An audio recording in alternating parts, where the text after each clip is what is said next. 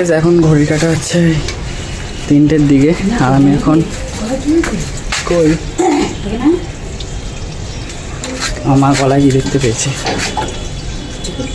কি তাহলে তো গাইস আমি এখন বেরিয়ে গেছি আর আজকে আমাদের এখানে গঙ্গা আরতি হবে নৈহাটিতে, যেটা প্রত্যেক সানডে করে শুরু হয়েছে, সেটা হবে এই সানডে। তো ওইটা দেখার জন্য বেরিয়ে গেছি। আর আজকের ওয়েদারটা বেশ ভালো আছে, এক ফোঁটা বৃষ্টি নেই। সো চলুন যাওয়া যাক। তো গাইস আমি চলে এসেছিলাম ঘাটে, আর এখানে অনেকেই চলে এসেছিলো তখন গঙ্গা আরতি দেখার জন্য। আর এখানে লাইট টাইট দিয়ে সব সাজানো কমপ্লিট হয়ে গেছিলো, আর অনেকগুলো খাবারের স্টলও বসেছিল। গাইস এখানে দুটো বান্ধবী, ঠিক আছে, আমার দুই বান্ধবী, ঠিক আছে, আমি মানে এই জাস্ট আলাপ হলো, আমি সাইডে রইলাম। আরে দেখুন, মনে হচ্ছে না কত বছরের চেনা জানা। ও শালে একটু তাকান, এই যে ও তাকাবে না, ও ক্যামেরা শাই পার্সন, ও তাকায় না, বাট চলুন এবার আরতি দেখাবে ও বাবা। তো আমরা এখানে দাঁড়িয়ে ওয়েট করছিলাম, কারণ বড়মার মন্দিরে আরতি চলছিল, আর বড়মার আরতি শেষ হবে, তারপরে গঙ্গা আরতি শুরু হয়। তো এই কারণে আমরা এখানে দাঁড়িয়ে ওয়েট করছিলাম। বড়মার শহর নৈহাটি, গত রবিবার ভাই বিশাল, তার একটা স্বেচ্ছাসেবক সংস্থা আছে ভাবনার যখন নৈহাটিতে গঙ্গা আরতি অনুষ্ঠিত করে, আমরা আজ থেকে এখানে গঙ্গা আরতিটাকে আগামী দিনের জন্য প্রত্যেক রবিবার করে আমাদের এখানে গঙ্গা আরতি হবে।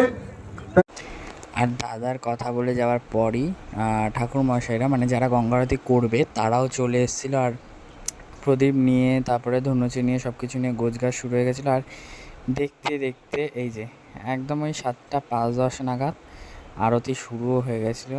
আর এই মুহূর্তে মানে এই যখন আরতি হয়, আমি তো বাবুঘাটেও গঙ্গা আরতি দেখেছি, তো আমার গঙ্গা আরতি খুবই প্রিয়। আর যখন এই আরতি শুরু হয় না, তখন জায়গাটা মানে অ্যাটমসফিয়ারটাই আলাদা, পুরো চেঞ্জ হয়ে যায়, পুরো পাল্টে যায়।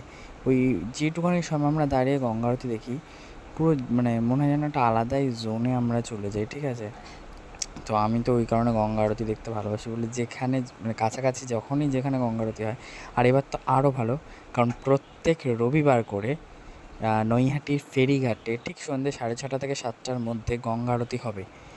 আর শুরু হয়েও গেছে, অলরেডি 2 দিন হয়ে গেল। এরপর থেকে প্রত্যেক রবিবার করে আপনারা দেখতে পাবেন। তো যারা বাবুঘাটে যেতে পারে না, বা এদিক ওদিক গঙ্গা আরতি হলে যেতে হয়, তাদেরকে আশা করি আর এদিক ওদিক যেতে হবে না, কারণ রোববার অবধি ওয়েট করলে রোববারেই সন্ধ্যেবেলা নৈহাটি নিজের শহরে বসে আমরা গঙ্গা আরতি দেখতে পাবো। এর থেকে ভালো জিনিস কী হতে পারে। আর ভিড়টা একবার দেখুন পিছনে, যখন আরতি শুরু হচ্ছিল না তখনই ভিড়টা ছিল না, যখনই অ্যানাউন্স করলো যে আরতি শুরু হবে, তখনই আস্তে আস্তে যে মাত্রায় ভিড়টা হলো, পুরো ফেরিঘাটে পুরো প্যাকড আপ হয়ে গেছিলো। একদিকে গঙ্গা আরতি, একদিকে আরতির গান, তারপরে ওয়েদারটাও হালকা হালকা মেঘলা মেঘলা ছিল, পুরো ঠান্ডা ঠান্ডা হাওয়া দিচ্ছিল, মানে একটা অদ্ভুত অ্যাটমসফিয়ার তৈরি হয়ে গেছিলো। এই দেখেছেন ভিড়টা দেখুন, ঠিক আরতি শুরু হতে হতেই এই রকম ভিড় হয়ে গেছিলো, ব্যাপক ভিড় হয়েছিল, ব্যাপক ভিড়, দেখার মতন ভিড় হয়েছিল।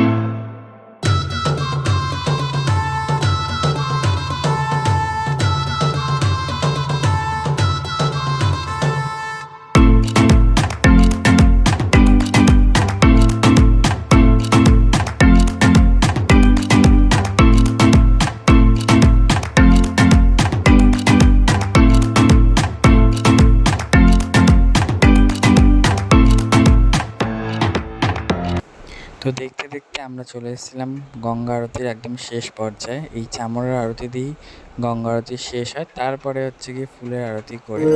আর এই ফুলটা এই যে ফুলটা পিছনের দিকে ছিটিয়ে ফুলটা ছিটিয়ে দেয়। বাট আমি চেষ্টা করেছিলাম যে তোমার পিছনে দেওয়াটা, বাট হয়নি। আমাদের গঙ্গা আরতি দেখা শেষ, এবার আমরা বাড়ির দিকে যাচ্ছি। আমার সাইকেল তো গ্যারেজে রাখা আছে, এই তো অনেক আছে। এ নিয়ে যাবে টোটোতে আর আমি যাবো।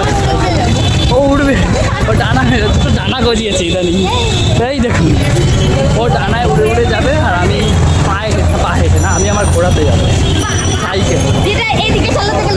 মোটেও না, আমি ভালো সাইকেল চালাতে পারবো। হ্যাঁ ঠিক আছে, যাই হোক এখন বাড়ির দিকে যাই। চলুন। তো গাইজ এখন ঘড়ি কাটা 11:15 ঘরে। সো গুড নাইট, দেখা হবে নতুন একটা ব্লগে। লাইক শেয়ার কমেন্ট সাবস্ক্রাইব করতে বলবেন। Daily lifestyle Sourav. সো ততক্ষণের জন্য সবাইকে টাটা।